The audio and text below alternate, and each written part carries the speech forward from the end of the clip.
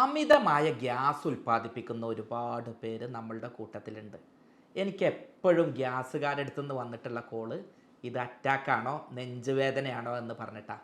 നമ്മളുടെ കൂട്ടത്തിലും ഇത്തരത്തിൽ ഗ്യാസ് ഉള്ളവർ, ഒന്ന് ഭക്ഷണം കഴിക്കുമ്പോഴേക്ക് ഏമ്പക്കം വിടുന്നവർ, കുറച്ച് ഭക്ഷണം കഴിക്കുമ്പോഴേക്ക് വയറ് ചാടുന്നവർ, ഭക്ഷണം കഴിച്ചു കഴിഞ്ഞ് അപ്പോഴേക്ക് കീഴ്വായു ശല്യം ഉണ്ടായി വണ്ടിയിലൊക്കെ ഇരിക്കുന്നവരെ മുഴുവൻ ശല്യപ്പെടുത്തുന്നവർ, ഇത്തരത്തിൽ ഗ്യാസും കുറ്റി എന്ന് പറഞ്ഞ് കളിയാക്കപ്പെടുന്ന സഹോദരന്മാർക്ക് ഈ പ്രശ്നങ്ങൾ ഒഴിവാക്കാനും അവർക്ക് വീട്ടിലിരുന്ന് കൊണ്ട് തന്നെ ഗ്യാസിനെ നിയന്ത്രിക്കാനും എന്താണ് ഗ്യാസ് എന്ന് മനസ്സിലാക്കാനും വേണ്ടിയിട്ടാണ് ഇന്ന് വീഡിയോ ചെയ്യുന്നത്. ഈ വീഡിയോക്ക് ഒരു പ്രത്യേകത ഉണ്ട്. തികച്ചും സ്വാഭാവികമായിട്ട് നമുക്ക് സംഭവിച്ചേക്കാവുന്ന ഗ്യാസ് എന്നുള്ളത് നമ്മൾ കുറച്ച് കാര്യങ്ങൾ ശ്രദ്ധിച്ചാൽ മാറ്റിയെടുക്കാൻ പറ്റും. അത്തരത്തിൽ എന്താണ് ഗ്യാസ്, എങ്ങനെയാണ് ഇത് വരുന്നു എന്നുള്ളത് പറയാനാണ് ഞാനിന്ന് വന്നിട്ടുള്ളത്. ഞാൻ doctor Basil Yusuf, doctor Basil homeo hospital, Pandikkad, Malappuram ജില്ല.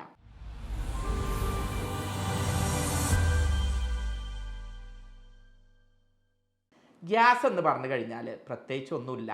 നമ്മൾ ഭക്ഷണം കഴിച്ചാൽ അത് ദഹിക്കുമ്പോൾ അതിൻ്റെ വേസ്റ്റ് ഉണ്ടാകുമ്പോൾ അതിൻ്റെ ഒരു ബൈ പ്രൊഡക്റ്റ് ആയിട്ട് പോകുന്നതാണ്. സാധാരണ അല്പം മേമ്പക്കം വരിക എന്നുള്ളത് സ്വാഭാവിക.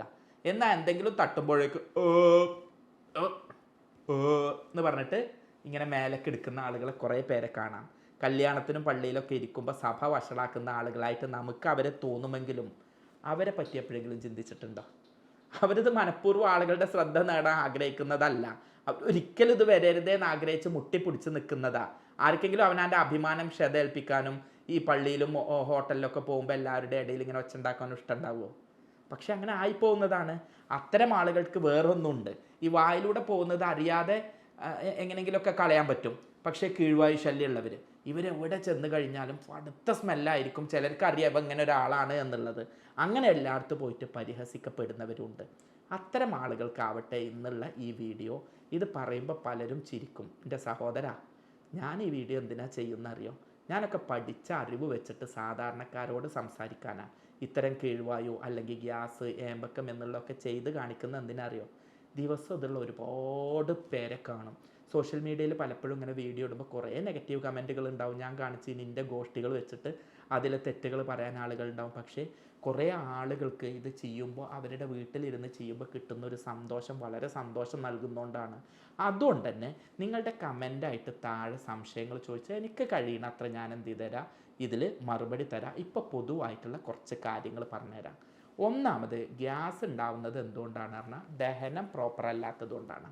ഇതെപ്പോഴാണ് പ്രശ്നമാവണമെന്ന് പറഞ്ഞു കഴിഞ്ഞാൽ, നിങ്ങൾ കഴിച്ചേക്കിന് വയറ്റുന്ന് പോകാൻ തോന്നുക, കഴിച്ച ഉടനെ തന്നെ പാൻറ്റ് ടൈറ്റായ പോലെ തോന്നുക, കുറച്ച് ഭക്ഷണം കഴിച്ച ഉടനെ തന്നെ ഇത് ടൈറ്റായി ഇനി ഒന്നും ഇറങ്ങില്ല എന്നുള്ളത് തോന്നുക, അല്ലെങ്കിൽ മേലേക്ക് എന്നുള്ളത് തോന്നുക, കുറച്ച് കഴിയുമ്പോഴേക്ക് തന്നെ വയറിനൊരു വേദനയും അസ്വസ്ഥതയും തോന്നുക. ഇത്തരത്തിലുള്ള സംഗതിയാണ് ഗ്യാസ് ഫോം ചെയ്യാനുള്ള കാരണം. ഗ്യാസ് വരാൻ പല തരത്തിലുള്ള കാരണങ്ങളുണ്ട്. അതിൻ്റെ ഒന്നാമത്തെ കാരണം എന്നുള്ളത് ഭക്ഷണത്തിലെ ശ്രദ്ധയില്ലായ്മയാണ്. രണ്ടാമത്തത് സമയത്ത് കഴിക്കാതിരിക്കുക എന്നുള്ളത്. അതല്ലെങ്കിൽ വയറ് വെറുതെ ഇടുക, കുറേ നേരം ഭക്ഷണം കഴിക്കാതിരിക്കുക, പിന്നെ കിട്ടുമ്പോൾ വാരി വലിച്ച് കഴിക്കുക എന്നുള്ളത്. മൂന്നാമത്തത് സ്ട്രെസ്സ്, ടെൻഷന്, ഉറക്കമില്ലായ്മ, വ്യായാമമില്ലായ്മയാണ്. നാലാമത്തത് മദ്യപാനം, പുകവലി, വയറിലെ ഇത്തരം സംഗതികൾ. അതുപോലെ തന്നെ വയറിലെ പുണ്ണ്, വയറിലെ രോഗങ്ങൾ, ദഹന പ്രശ്നങ്ങൾ ഒക്കെ ഇതിന് കാരണമാവുന്നുണ്ട്. ഇതുപോലെ തന്നെയുള്ള വേറെ ഒരു പ്രശ്നമാണ് അമിതവണ്ണം, കൊടവയറ്. ഇതൊക്കെ ഗ്യാസ് ഫോം ചെയ്യാൻ കാരണമാവുന്നുണ്ട്. പിന്നെ നിങ്ങൾ കഴിക്കുന്ന ഭക്ഷണം കൂടുതൽ കടല പോലെയുള്ള ഭക്ഷണങ്ങളാണെങ്കിൽ, അതല്ലെങ്കിൽ കൂടുതലായിട്ട് പയറടങ്ങിയിട്ടുള്ള ഭക്ഷണങ്ങളാണെങ്കിൽ അത് ഗ്യാസ് ഫോം ചെയ്യാൻ കാരണമാവും. ഭക്ഷണത്തിൽ അമിതമായിട്ടുള്ള ഫാസ്റ്റ് ഫുഡും പ്രിസർവേറ്റീവ്സും മധുരമൊക്കെ ഉണ്ടെങ്കിൽ അത് ഗ്യാസ് ഫോം ചെയ്യാൻ കാരണമാവും. അമിതമായിട്ട് ടെൻഷനുള്ള ആളാണ് എന്നുണ്ടെങ്കിൽ അതും നിങ്ങൾക്ക് ഗ്യാസ് ഫോം ചെയ്യുന്നതിന് കാരണമാവും. അപ്പോൾ ഇത്തരത്തിൽ ഗ്യാസ് ഫോം ചെയ്യുന്ന അസുഖങ്ങളുള്ള ആളുകൾക്ക് ഓരോ ഭക്ഷണവും എങ്ങനെ കഴിക്കാം, എപ്പോൾ കഴിക്കാം, ഏത് രൂപത്തിൽ കഴിക്കാം, ഓരോ തരത്തിൽ ഗ്യാസ് വന്നാൽ എങ്ങനെ അത് മാനേജ് ചെയ്യാമെന്ന് പറഞ്ഞുതരാം. ഏറ്റവും ആദ്യം നമ്മളൊക്കെ പേടിക്കുന്ന ഗ്യാസ് വേറൊന്നുമല്ല, അറ്റാക്കാണോ എന്ന് കരുതുന്ന ഗ്യാസാണ്. അതെങ്ങനെ വരുന്നു പറഞ്ഞാൽ, ആദ്യം ഞാനൊരു ചെറിയ കാര്യങ്ങൾക്ക് മനസ്സിലാക്കി തരാം. നമ്മളെ ദഹന വ്യവസ്ഥ പറഞ്ഞാൽ, നമ്മൾ വായിലൂടെ ഒരു വറ്റ് അകത്താക്കിയാൽ, ഒരു പഴം അകത്താക്കി ആ പഴത്തെ മലമാക്കി പുറത്തേക്ക് തരുന്ന ഒരു മെഷീനാണ് നമ്മളുടെ ദഹന വ്യവസ്ഥ. നിങ്ങൾ എന്ത് കഴിച്ചാലും അത് ആവശ്യമുള്ളത് ശരീരത്തിലേക്ക് എടുത്ത് ബാക്കിയുള്ളത് മലമായിട്ട് ഒഴിവാക്കുന്ന വലിയൊരു മെഷീനാണ്. അതിലൊരുപാട് പ്രവർത്തനങ്ങൾ നടക്കുന്നുണ്ട്. അതിൽ മേജറായിട്ട് ഈ ഗ്യാസ് ഫോം ചെയ്യുന്ന സ്ഥലം ആദ്യമായിട്ട് നിങ്ങൾ കഴിച്ച ഭക്ഷണം അന്നനാളത്തിലൂടെ വയറിലെത്തുമ്പോഴാണ്. ആ വയറിൽ നിങ്ങൾ ഭക്ഷണം കഴിച്ചത് അടിഞ്ഞു നിൽക്കും, അവിടെ വീർത്ത് വരും. അവിടെ ആ വീർക്കുമ്പോൾ അവിടെ ഒരു ഡയഫ്രം എന്ന് പറഞ്ഞിട്ടുള്ള മസിലുണ്ട്. നമ്മളുടെ ശ്വാസകോശത്തിൻ്റെയും വയറിൻ്റെയും ഇടയിലുള്ള മസിലാണ്. ആ മസിലുമക്ക് ഗ്യാസ് മേലക്കല്ലേ വരിക.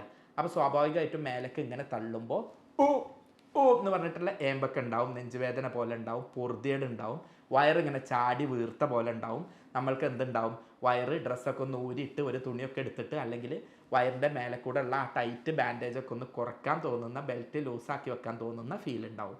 അത്തരത്തിലുണ്ടാവുന്ന ഗ്യാസാണ് ആദ്യമായിട്ട് ഫോം ചെയ്യുന്നത്. ആ ഗ്യാസ് ഫോം ചെയ്യുന്നതാണ് ഒന്നാമത്തെ കാരണം. രണ്ടാമത്തേത് എന്താണെന്ന് പറഞ്ഞു കഴിഞ്ഞാൽ നമ്മൾ അമിതമായിട്ട് സ്ട്രെസ് ആകുമ്പോൾ ഉണ്ടാവുന്ന ഗ്യാസ് ഉണ്ട്. സ്ട്രെസ് ആകുമ്പോൾ എന്താവും എന്ന് പറഞ്ഞു കഴിഞ്ഞാൽ നമ്മളെ മനസ്സ് പറഞ്ഞാൽ വലിയൊരു മെഷീനാണ്. ഈ മെഷീന് നന്നായിട്ട് റിലാക്സ് ചെയ്യുമ്പോഴേ നമുക്ക് നല്ല ബിരിയാണി ആണെങ്കിലും എന്താണെങ്കിലും ദഹിപ്പിക്കാൻ കഴിയുള്ളൂ. പലപ്പോഴും നല്ല ഭക്ഷണമായിരിക്കും, നല്ല രസമുള്ള ഭക്ഷണമായിരിക്കും. പക്ഷേ മനസ്സ് ടെൻഷനാണെങ്കിൽ എന്താവും, വയറ്റിൽ നിന്ന് കുടലിലേക്ക് പോകുന്ന ആ ഭാഗം അവിടെ ചെറിയ രൂപത്തിൽ ബ്ലോക്ക് വരും, അവിടെ തുറയില്ല. കാരണം ഇതൊക്കെ എന്താ പറഞ്ഞാൽ മനുഷ്യൻ്റെ മെഷീൻ പറഞ്ഞാൽ ദൈവം ആ രൂപത്തിലാണ് സൃഷ്ടിച്ചിട്ടുള്ളത്, മനസ്സ് ഫ്രീ ആയി ദഹനം ശരിയായി റിലാക്സ് ചെയ്ത് പോകാൻ വേണ്ടിയിട്ട്. അപ്പോൾ എന്തുണ്ടാവും, ആ ഭാഗത്ത് ചെറിയ ബ്ലോക്കുകൾ വരും.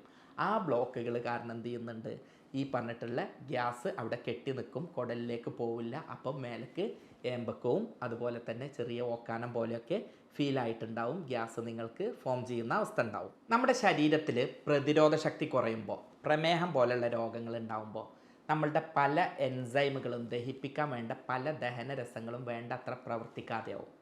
ഞാനിതിന് സാധാരണ പറഞ്ഞു കൊടുക്കാറുണ്ട്, വെയിലില്ലാതായ ഉണങ്ങാത്ത പോലെ. നമ്മളുടെ പവറായിട്ട് ഈ വെയിലിങ്ങ് തട്ടുമ്പോഴല്ലേ ഉണങ്ങുന്നത്, ഇതേപോലെ പവറായിട്ടുള്ള എൻസൈംസ് തട്ടുമ്പോഴാണ് ഇത് ദഹിക്കുന്നത്.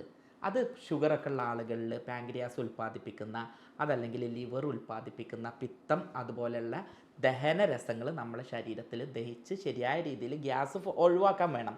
പക്ഷേ ഇവ ഇല്ലാതിരിക്കുമ്പോൾ എന്താവും, ഈ ആളുകളിൽ ഗ്യാസ് ഫോം ചെയ്യും. പ്രതിരോധ ശക്തി ഉള്ള കുറവുള്ള മറ്റ് രോഗങ്ങളുള്ള പ്രമേഹമുള്ള ആളുകളിലാണ് ഇത് കാണാറുള്ളത്.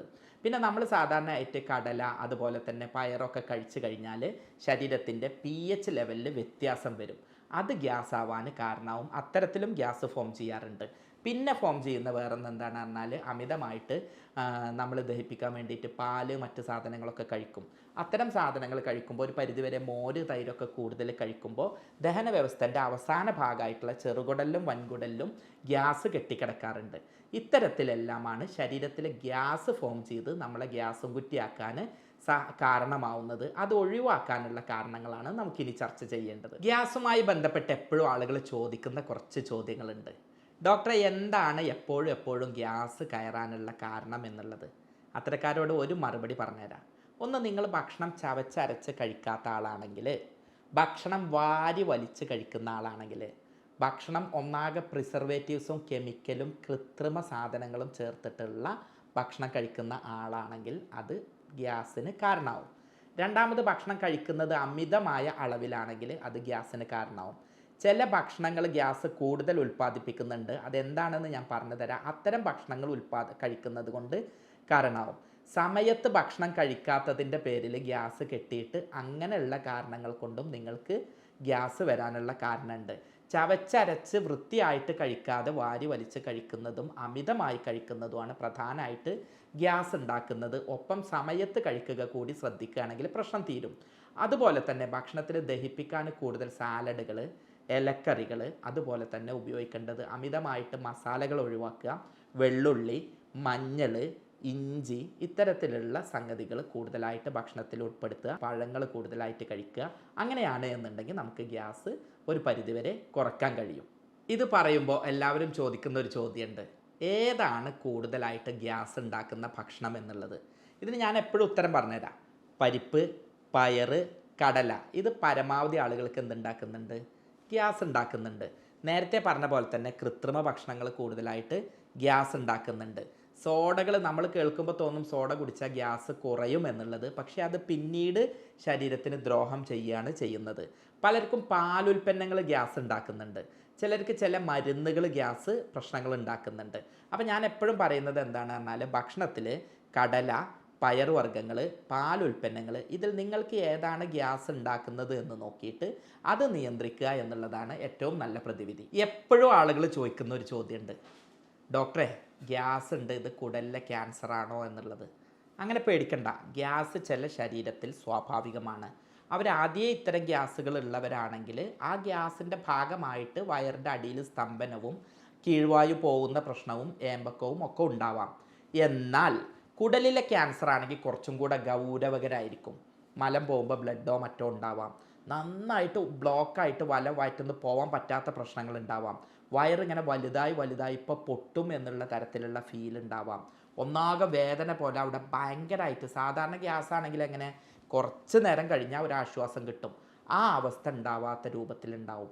ഇത്തരത്തിലുണ്ടെങ്കിലാണ് നിങ്ങൾ മലാശയ ക്യാൻസറായിട്ട് ഒരു തീരുമാനം എടുക്കാൻ വേണ്ടിയിട്ട് ഡോക്ടറെ അടുത്തേക്ക് പോകേണ്ടത്. അതല്ലാതെ ഒറ്റയടിക്ക് ഈ ഗ്യാസ് വന്നിട്ട് നിങ്ങൾ പേടിച്ചത് മലാശയ ക്യാൻസറാണോ അറ്റാക്കാണോ എന്ന് കരുതി പോകണ്ട. അപ്പോൾ നമുക്ക് നേരത്തെ പറഞ്ഞിട്ടുള്ള അറ്റാക്കാണോ എന്ന് പേടിച്ചിട്ടുള്ള ഗ്യാസിന് ഒരു പ്രതിവിധി പറഞ്ഞുതരാം. വേറൊന്നുമല്ല, ഞാൻ നേരത്തെ പറഞ്ഞല്ലോ, വയറ് നിറഞ്ഞ് വയറിലുള്ള ഗ്യാസ് മേലേക്ക് പോകുമ്പോഴാണ് ചെസ്റ്റിലൊരു കംപ്രഷനും കൺജഷനും വരുന്നത്. അങ്ങനെ ആകുമ്പോൾ നമ്മൾ ഈ വാരിയലിൻ്റെ അവസാന ഭാഗത്ത് ഇങ്ങനെ പിടിക്കുക, വാരിയലിൻ്റെ അവസാന ഭാഗത്ത് പിടിച്ചിട്ട് താഴേക്ക് അമർത്തുക. അങ്ങനെ ഉണ്ടാകുമ്പോൾ അവിടെ ഗ്യാസ് മൂവ്മെൻറ്റ് ക്ലിയർ ആയിട്ട് മേലേക്ക് ഒരു 2 ഏമ്പക്കൊക്കെ വരാൻ സഹായിക്കും. അപ്പോൾ ഈ ഉള്ളിലേക്ക് ഇങ്ങനെ കൈ വെച്ചിട്ട് തള്ളവിരലിൻ്റെ ഈ ഭാഗം വെച്ചിട്ട് വാരിയലിൻ്റെ അവസാന ഭാഗത്ത് വയറുമ്മ ഉള്ളിലേക്ക് അമർത്തുക. അങ്ങനെ ചെയ്യുന്ന സമയത്ത് മേലേക്ക് ഗ്യാസ് പോയിപ്പോവും. അതാണ് ഏറ്റവും ആദ്യമായിട്ട് ഇതിന് ചെയ്യാനുള്ളത്. ഇനി രണ്ടാമത് ചെയ്യാനുള്ളത് എന്താണ് പറഞ്ഞാൽ, ഭക്ഷണത്തിൽ കുറച്ച് കാര്യങ്ങൾ നിങ്ങൾ ശ്രദ്ധിക്കുക. ഒന്നാമത്, ഭക്ഷണം കഴിച്ച ഉടനെ തന്നെ വ്യായാമം ചെയ്യാതിരിക്കുക. രണ്ടാമത്, നന്നായിട്ട് ശരീരത്തിന് വ്യായാമം ഉണ്ടാവുക. മൂന്നാമത്, അമിതവണ്ണം കുറയ്ക്കുക. 4, ശരിയായ സമയത്ത് ഭക്ഷണം കഴിക്കുക. ഭക്ഷണം കഴിച്ച ഉടനെ തന്നെ കിടക്കരുത്. പ്രത്യേകിച്ച് ഉച്ചയ്ക്ക് ഭക്ഷണം കഴിച്ചിട്ട് ഒന്നാകെ കിടക്കുന്ന അവസ്ഥ ഉണ്ടാവരുത്. ഭക്ഷണത്തിൽ അമിതമായിട്ട് പയറുവർഗ്ഗങ്ങളും കടലകളും അമിതമായിട്ടും ഉണ്ടാവരുത്. എന്നാൽ കൂടുതലായിട്ട് ഇലക്കറികൾ ഉൾപ്പെടുത്തുക. സോഫ്റ്റ് ആയിട്ടുള്ള സാധനങ്ങൾ, ഭക്ഷണങ്ങൾ കൂടുതലായിട്ട് മോര്, തൈര് പോലുള്ള സാധനങ്ങൾ കൂടുതലായിട്ട് ഉപയോഗിക്കുക. സാലഡുകൾ ഉപയോഗിക്കുക, പഴങ്ങൾ ഉപയോഗിക്കുക. അതന്നെ വലിയ പുളിയുള്ള ഓറഞ്ച് പോലുള്ളവ വേണ്ട. പകരം ആപ്പിള്, പേരക്ക, നമ്മളുടെ പിയർ പോലുള്ള, ചിക്കു പോലുള്ള പഴങ്ങൾ കൂടുതലായിട്ട്, ബനാന, നേന്ത്രക്കായ പോലുള്ള പഴങ്ങൾ ഉപയോഗിക്കാം. സലാഡുകൾ ഉപയോഗിക്കാം. ആപ്പിൾ വിനാഗിരി നല്ലതാണ്. അതുപോലെ തന്നെ ഭക്ഷണം കഴിക്കുമ്പോൾ കുറച്ച് ഭക്ഷണമായിട്ട് അമിതമായി വാരി വലിച്ച് കഴിക്കാതെ ഭക്ഷണം കഴിക്കുക. ഇത്തരത്തിൽ ചെയ്യുകയാണെങ്കിൽ നിങ്ങൾക്ക് ഗ്യാസിൻ്റെ പ്രശ്നങ്ങൾ ഒഴിവായി കിട്ടും. പിന്നെ ഭക്ഷണം ടെൻഷൻ അടിച്ചിട്ട് ഭക്ഷണം കഴിക്കുന്നതിന് പകരം റിലാക്സായി ടെൻഷനൊക്കെ മാറ്റിയിട്ട് ഭക്ഷണം കഴിക്കുക. ഭക്ഷണം കഴിക്കുന്നതിൻ്റെ മുൻപ് ഒന്ന് ശ്വാസം പിടിച്ചെടുക്കുക. ഒന്ന് പിടിച്ചെടുത്തിട്ടൊന്ന് മെല്ലെ വിടുക, വീണ്ടും വലിച്ചെടുക്കുക, എന്നിട്ടൊന്ന് വിട്ട് ദഹനം ശരിയാക്കി കുറേ ഗ്യാസുകളൊന്ന് ക്ലിയർ ചെയ്തതിന് ശേഷം ഭക്ഷണം കഴിക്കുകയാണെങ്കിൽ ഈ പ്രശ്നങ്ങളൊക്കെ മാറിക്കിട്ടും. അപ്പോൾ നമ്മൾ എന്ത് കഴിക്കുന്നു, എപ്പോൾ കഴിക്കുന്നു, എങ്ങനെ കഴിക്കുന്നു എന്നുള്ളതാണ് നമ്മളെ ഗ്യാസിലേക്ക് നയിക്കുന്നത്. അത് ശ്രദ്ധിച്ചാൽ തന്നെ നമുക്ക് ഗ്യാസ് ഇല്ലാതെ, ഏമ്പക്കം വിടാതെ, കീഴ്വായു ശല്യം ഇല്ലാതെ, ബാക്കിയുള്ളവരെ ബുദ്ധിമുട്ടിക്കാതെ ജീവിക്കാൻ കഴിയും. ഇനി പല ആളുകളിലും ഇതൊക്കെ ചെയ്ത് കഴിഞ്ഞാലും നമ്മൾക്ക് പ്രയാസങ്ങൾ ഉണ്ടാവും. ഡോക്ടർ ഇതൊക്കെ കാട്ടിയിട്ടും പിന്നെയും ഗ്യാസിൻ്റെ വരികയാണ് എന്നുള്ള പ്രയാസം ഉണ്ടാവും. അത്തരക്കാർ പേടിക്കണ്ട. അത്തരക്കാരോട് എന്താ പറയാനുള്ളതെന്ന് പറഞ്ഞാൽ, ഞാൻ അവർക്ക് ട്രീറ്റ്മെൻറ്റ് കൊടുക്കാറുണ്ട്. പൊതുവേ അതിന് ഫലപ്രദമായിട്ടുള്ള മെഡിസിൻസ് പലതും ലഭ്യമാണ്. അല്ലിയം സറ്റൈവ എന്ന് പറഞ്ഞിട്ടുള്ള വെള്ളുള്ളിയിൽ നിന്നുള്ള മരുന്നുകൾ മുതൽ, കുർക്കുമ ലോങ്ങ എന്ന് പറഞ്ഞ മഞ്ഞളിൽ നിന്നുള്ള മരുന്നുകൾ മുതൽ, റൊബീനിയ എന്ന് പറഞ്ഞിട്ടുള്ള പല മരുന്നുകളും ഉണ്ട്. ഞാൻ എന്താ ചെയ്യാറുണ്ട്, എന്താണ് ഈ രോഗത്തിൻ്റെ കാരണം, ഷുഗറാണോ, ജീവിതശൈലിയാണോ, അമിതവണ്ണാണോ, മദ്യപാനാണോ, സിഗരറ്റാണോ, ഭക്ഷണത്തിൻ്റെ പ്രശ്നങ്ങളാണോ എന്നുള്ളത് കൃത്യമായിട്ട് ഡയഗ്നോസ് ചെയ്യും. അതിന് വേണ്ടിയിട്ട് യൂറോപ്യൻ നിർമ്മിത സോഫ്റ്റ്വെയറിൻ്റെയും ആർട്ടിഫിഷ്യൽ ഇൻ്റലിജൻസിൻ്റെയും സഹായം തേടും. എന്നിട്ട് അത് ഉപയോഗിച്ചിട്ട് കൃത്യമായിട്ട് രോഗനിർണയം നടത്തിയിട്ട് ജർമ്മൻ പൊട്ടൻസി മരുന്ന് ഉപയോഗിച്ചിട്ടാണ് ട്രീറ്റ് ചെയ്യാറുള്ളത്. അതുകൊണ്ട് തന്നെ വല്ലാതെ ഗ്യാസ് ഗുളിക സ്ഥിരമായിട്ട് കുടിച്ച്, അതല്ലെങ്കിൽ ഭക്ഷണം കഴിച്ച ഉടനെ 7-അപ്പും കോളയും കഴിച്ചുകൊണ്ടിരുന്ന് അത് കൺട്രോൾ ചെയ്തിരുന്ന, അങ്ങനെ മാത്രം ഗ്യാസ് പുറത്തേക്ക് കളഞ്ഞിരുന്ന ആളുകൾക്ക്, ഒരുപാട് പേർക്ക് അതിൻ്റെ കാരണം എന്താണെന്ന് കണ്ടെത്തി ആ കാരണത്തെ മാറ്റി ഗ്യാസ് ഇല്ലാതെ സ്വസ്ഥമായി സന്തോഷത്തോടെ ഭക്ഷണം കഴിക്കാൻ കഴിയാറുണ്ട്. പലരും ഈ പ്രയാസം പുറത്ത് പറയാൻ മടിക്കുന്നവരാണ്. അത്തരക്കാർക്ക് ആശുപത്രിയിൽ വരാൻ പ്രയാസമാണെന്നുണ്ടെങ്കിൽ ഓൺലൈൻ ട്രീറ്റ്മെൻറ്റ് എടുത്തിട്ട് മരുന്ന് വീട്ടിലേക്ക് അയക്കുന്നതാണ് എപ്പോഴും പറയുന്നത്. ഇത് മരുന്ന് കുടിക്കാൻ വേണ്ടിയിട്ടല്ല പറയുന്നത്, കുടിക്കാതിരിക്കാൻ വേണ്ടിയിട്ടാണ്. നമ്മൾ ഓരോരുത്തർ ശ്രദ്ധിക്കുകയാണെങ്കിൽ നിങ്ങൾക്ക് രോഗമില്ലാതെ ആശുപത്രിയിൽ വരാതിരിക്കാൻ കഴിയും. ഇത്തരത്തിൽ ഇത് ആളുകൾക്ക് ഉപകാരപ്പെടാൻ വേണ്ടി നിങ്ങൾ മാക്സിമം ഇത് ഷെയർ ചെയ്യുക. സ്നേഹത്തോടെ, doctor Basil Yusuf, doctor Basil's homeo hospital, Pandikkad, Malappuram ജില്ല.